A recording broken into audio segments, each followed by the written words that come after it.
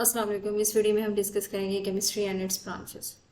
Chemistry में हमारे पास क्या है? सबसे पहले हम केमिस्ट्री की डेफिनेशन देखते हैं। तो chemistry is the branch of science that deals with the properties, composition and structure of matter. Chemistry हमारे पास साइंस की वो ब्रांच है जिसमें हम मैटर की स्ट्रक्चर, उसकी कंपोजिशन और उसकी प्रॉपर्टीज़ के बारे में पढ़ते हैं। मैटर क्या है? वो होता है हमारे पास, matter is basically anything which occupies space and has mass. कोई भी चीज़ जो जगह घेरती है और जिसका वजन होता है उसे हम मैटर कहते हैं। अगर हम वाटर की एग्जांपल लेते हैं तो वाटर का स्ट्रक्चर क्या है, यानी वाटर हमारे पास किस स्टेट में है। जैसे वाटर हमारे पास आइस फॉर्म में भी होता है, जो कि एक सॉलिड फॉर्म होती है, सॉलिड स्टेट होती है वाटर की। इसी तरह से वाटर अगर हम गैशियस फॉर्म में देखें तो वो वेपर फॉर्म में होता है। और वाटर की कंपोजिशन क्या है, वाटर किन एलिमेंट से मिलकर बना हुआ है, वाटर की प्रॉपर्टीज़ क्या हैं, उसका बॉइलिंग पॉइंट क्या है। तो ये सारी चीज़ें हम केमिस्ट्री में पढ़ते हैं। Chemistry also deals with the changes involve with the matter, और हमारे पास जो मैटर है उसमें क्या क्या चेंजेस आ रहे होते हैं। जैसे अगर हम आइस को मेल्ट करें तो वो लिक्विड फॉर्म में कन्वर्ट हो जाएगा, और फिर अगर हम उसे हीट करें तो फिर हमारे पास गैशियस फॉर्म में कन्वर्ट हो जाता है वाटर। तो इस तरह की जो भी मैटर के अंदर चेंजेस आ रहे होते हैं उसे हम केमिस्ट्री में पढ़ते हैं। केमिस्ट्री क्योंकि एक बहुत वास्ट सब्जेक्ट है तो इसलिए हमारे पास केमिस्ट्री की बहुत सारी ब्रांचेज हैं। इनऑर्गेनिक केमिस्ट्री है, organic chemistry, physical chemistry, bio chemistry, industrial chemistry, nuclear chemistry, environmental chemistry, analytical chemistry, medicinal, quantum and green chemistry. इस वीडियो में हम कुछ ब्रांचेस डिस्कस करेंगे, बाकी ब्रांचेस हम अपनी नेक्स्ट वीडियो में डिस्कस करेंगे। तो सबसे पहले हम आ जाते हैं ऑर्गेनिक केमिस्ट्री की तरफ। ऑर्गेनिक केमिस्ट्री हमारे पास बेसिकली केमिस्ट्री की वो ब्रांच है जिसमें हम हाइड्रोकार्बन्स और इनके डेरिवेटिव्स के बारे में पढ़ते हैं। हाइड्रोकार्बन्स हमारे पास क्या होते हैं? ऐसे कंपाउंड जिनमें कार्बन, जो कि कार्बन और हाइड्रोजन से मिलकर बने हुए होते हैं।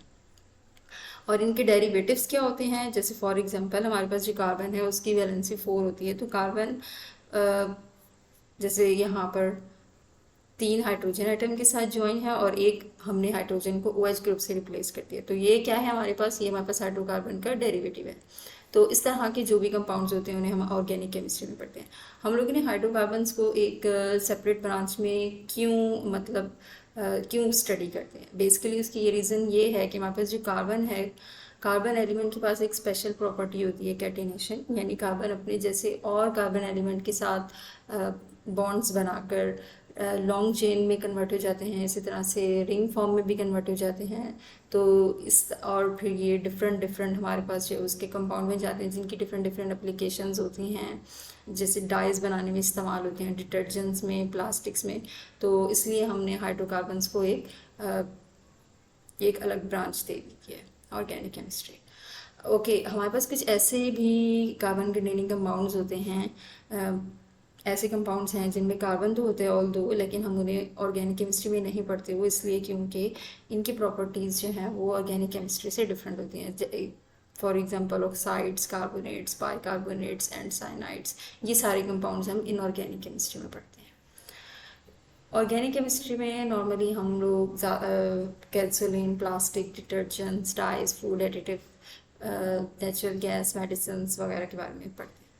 Then we have the second branch which is inorganic chemistry. तो इनऑर्गेनिक केमिस्ट्री में हम सारे we study all the compounds except the hydrocarbons. तो हाइड्रोकार्बन्स के अलावा जितने भी हमारे पास बाकी एलिमेंट्स होते हैं, कंपाउंड्स होते हैं, उन्हें हम इनऑर्गेनिक केमिस्ट्री में पढ़ते हैं।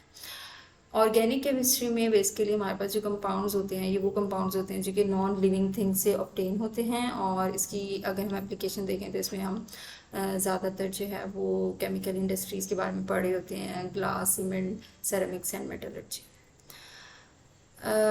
थर्ड ब्रांच है हमारे पास फिजिकल केमिस्ट्री। तो physical chemistry is the branch of science which deals with the relationship between composition and physical properties of matter with changes involve in them, and it also deals with laws and principles governing the combination of atoms and molecules in chemical reactions.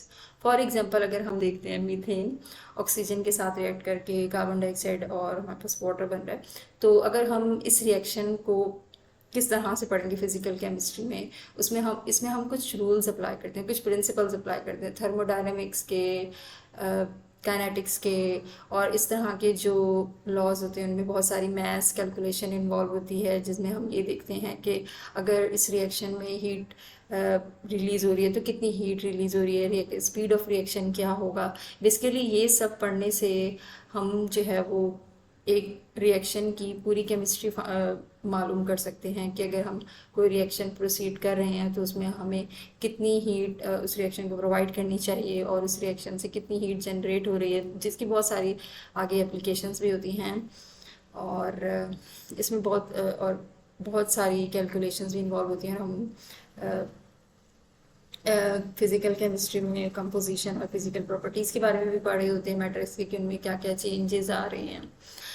Okay, तो ये थी कुछ branches chemistry से related. बाकी branches हम अपनी next video में discuss करेंगे। आई होप कि आप लोगों को आपका ये आज का ये लेक्चर समझ में आया होगा।